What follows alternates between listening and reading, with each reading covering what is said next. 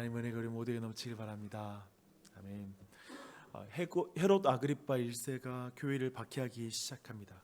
요한의 형제 사도 야고보를 칼로 죽이게 되죠. 유대인들이 그것을 보고 굉장히 기뻐하는 것을 보고 베드로도 체포하여 구금하게 됩니다. 지난 주일 말씀을 따르면 이 헤롯 아그리파 1세는 분명 그에게 엘리멜렉은 사람들의 여론인 것 같습니다. 그는 인정받기 위해서 대중의 눈과 귀에 들려고 어리석은 짓을 하고 있는 것입니다.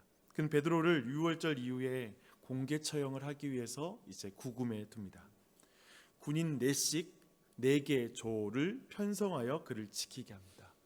4개 조가 6시간씩 이제 24시간을 지키는 것입니다. 이 상황에서 눈에 띄는 장면이 5절에 나옵니다. 이에 베드로는 옥에 갇혔고 교회는 그를 위하여 간절히 하나님께 기도하더라 라고 말씀하고 있습니다.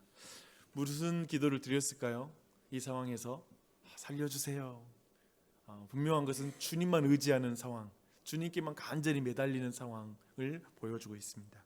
사도행전의 저자는 교회가 간절히 기도하고 있었음을 밝히고 나서 다시 베드로에게 앵글을 잡습니다. 누가는 기도가 응답되는 시점을 밝히고 있습니다. 헤롯이 잡아내려고 하는 그 전날 밤이라고 이렇게 말하고 있습니다. 곧 베드로가 어떤 의미에서 사형을 당하기 전날 밤에 이 일이 일어났다라는 걸 이제 시점을 말하는 것이죠. 이는 교회의 기도가 며칠 동안은 응답이 되지 않았다라는 것, 어떤 변화도 없었다라는 그 의미이기도 합니다. 희망의 불빛이 가장 사그라드는 것 같은 그 어두운 밤이라고 말할 수 있습니다.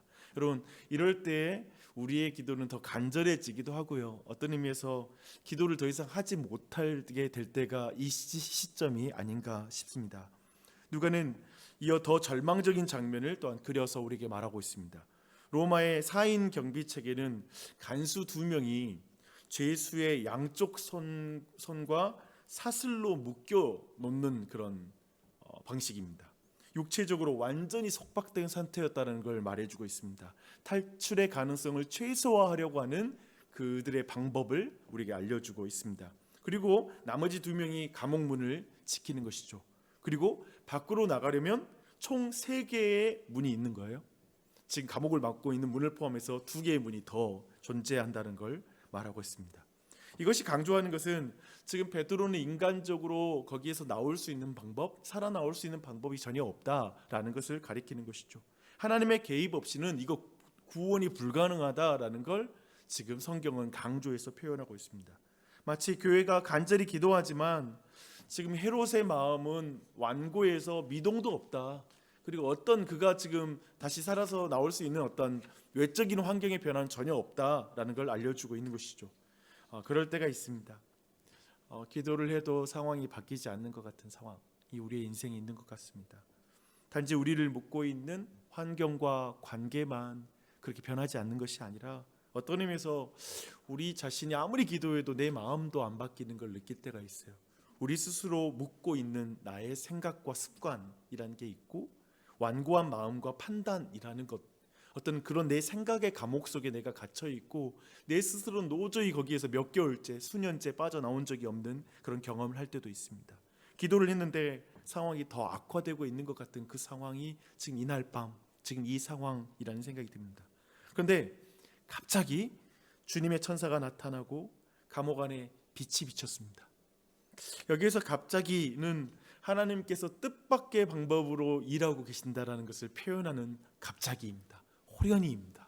하나님 이렇게 일하시죠. 깊은 어두움이 드리운 옥중에 광채가 빛났습니다. 곧 어떤 표정을 지을지 짐작할 수 없는 광야에서, 이 상황 마치 광야라는 것은 앞으로 어떤 표정을 지을지 모르잖아요. 출애굽한 이스라엘 백성에게 광야는 그런 곳이었죠. 그런 광야에서 밤이면 빛이 나는 불기둥처럼, 또 교회를 핍박하던 바울을 내리쬐는 빛처럼 하나님이 지금 베드로가 있는 그 감옥에 임재하시는 것이죠. 빛으로 임재하시는 것입니다. 천사가 이제 베드로의 옆구리를 탁 쳐서 그를 깨우게 됩니다. 근데 여기서 이 터치는 강하게 치다라는 단어입니다. 이 말은 어떤 의미냐면 베드로가 깊이 잠들어 있는 거예요. 저는 그런 묵상을 해봤어요. 다음날 죽게 될 판인데 잠이 오나? 잠이 오나? 무슨 마음으로 잘까? 뭐 주님 품에 가지 뭐 이런 마음도 있지 않았을까? 내가 괜찮아, 죽어도 상관없어 하면서 잠을 잤는지 모르겠지만 베드로가 깊이 잠들어 있었던 것 같습니다. 그래서 세게 칩니다. 빨리 일어나라. 그러자 쇠사슬이 그의 손에서 풀려 나갑니다. 분명 두 명의 간수는 그것도 모르고 빛도 못 보고 또 이렇게 깨워주는 그런 것들을 전혀 눈치채지 못하고 쿨쿨 잠을 자고 있었을 것으로 예상됩니다. 베드로는 얼마나 놀랐을까요? 아마도 그 상황에서 멍 때리고 있었을 것 같아요. 그렇죠? 약간 여기는 아픈데 이게 무슨 일이 벌어진지 모르는 것이죠. 다시 천사가 베드로에게 말하였습니다. 허리띠를 메고 신을 신으라. 허리띠를 메고 신을 신으라 라는 말은 정말 그 당시의 고대 근동 사람들에겐 여행을 떠나자, 여행을 준비해라 라는 그런 의미였습니다. 이런 의미를 아니까 또 이 장면이 특별하게 보이더라고요.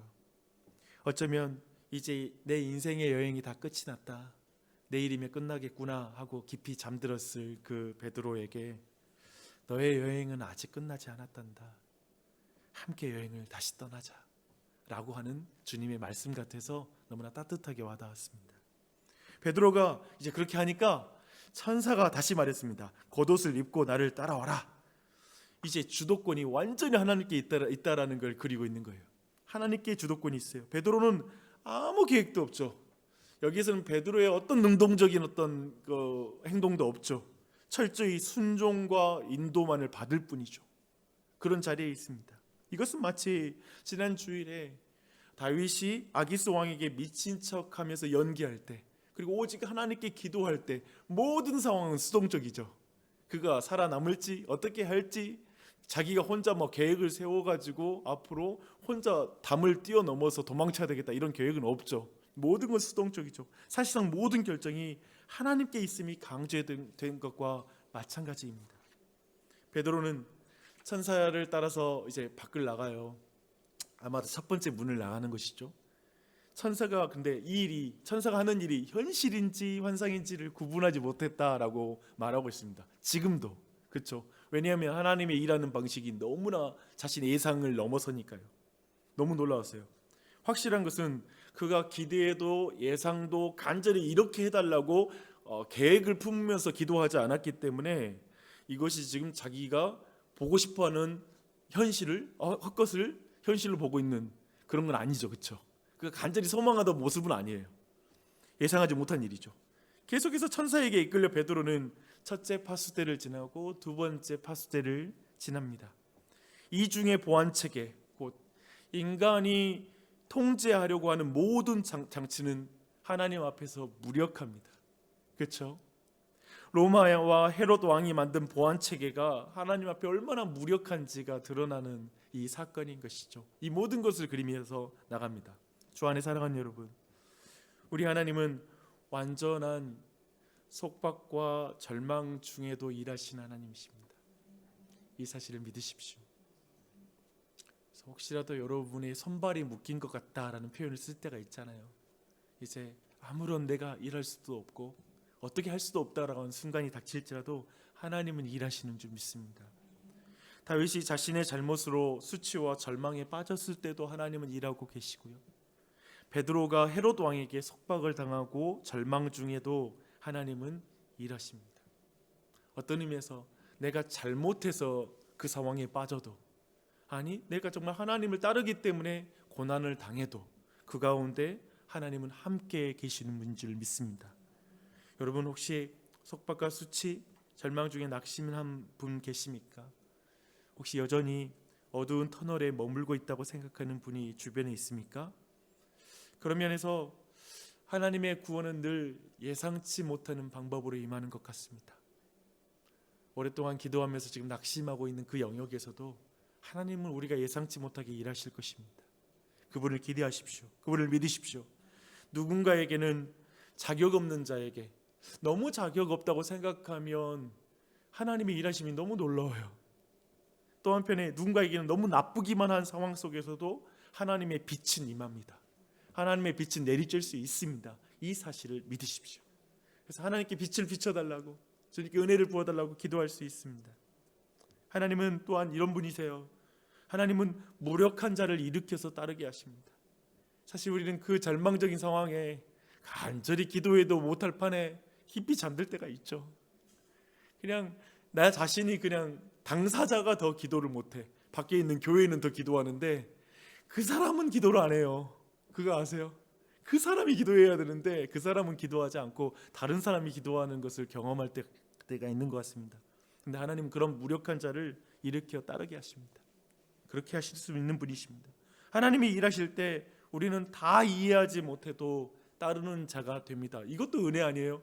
비몽사몽 간에 지금 무슨 일이 벌어진지도 모르고 깨워도 이게 현실인지 환상인지도 모르는데도 하나님이 그런 사람도 끌고 가세요. 나는 이게 참 은혜인 것 같아요. 우리가 뭐 지금 모든 현실, 여러분 지금 각자의 삶을 하나님 은혜라고 지금 막 깨닫고 가고 있습니까? 아니요. 이게 무슨 일인지도 모르고 막 그렇게 따라갈 때가 있어요. 그런데도 우리 하나님은 그런 분이시죠. 너무 감사하죠. 너무 감사하죠. 그분을 높였으면 좋겠습니다. 하나님의 능력은 또 한편에 인간의 방어 체계를 무력화시키고 새로운 길을 여시는 하나님이시죠. 인간이 이건 여러분 아세요? 철통과 같이 누군가를 가둘 수 있는 체계는 한편에 나를 안전하게 만들 수 있는 체계와 비슷해요. 내가 이렇게 철통과 같이 방비하면 내 인생이 안전하겠지 하는 거. 그건 어떤 의미에서 또 다른 감옥이란 걸 아세요? 내가 철저하게 내 인생을 안전하게 지키게 만들려고 하는 모든 방비하는 것들은 사실 거기에 나를 가두는 감옥이 될 수도 있겠죠. 그러나 그 모든 건 하나님 앞에 무력합니다. 감옥도 또 안전한 요새도 하나님 앞에 무력한 줄 믿습니다. 여러분 그 가운데 하나님이 새 일을 행하실 수 있는 걸 믿으십시오. 그래서 오늘도 이 아침에 여러분 모두에게 주님이 이렇게 말씀하신 걸 들었으면 좋겠어요.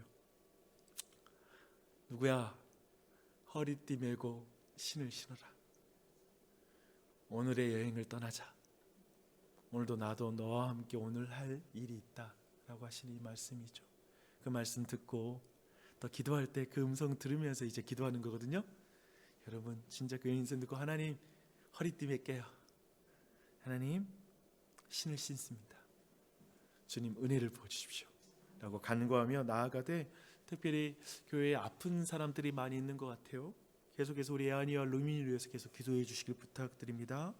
또 여기저기 형제자매들 이제 여름이 되고 하면서 계속해서 건강에 많은 이상이 오는 지체들이 많이 있습니다.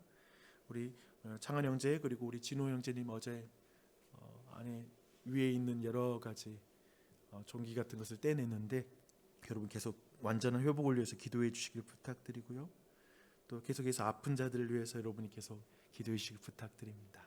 함께 기도하고 특별히 이번 주엔 또 첫째 아들 결혼식도 있어요. 이제까지 얼마나 힘들게 아이를 키웠을까. 여기까지 인도하신 하나님께 감사하고 결혼식을 위해서 또한 기도해 주시고 우리가 여러분 이 아침의 기도를 하나님께 아름답게 드렸으면 좋겠습니다. 기도하겠습니다.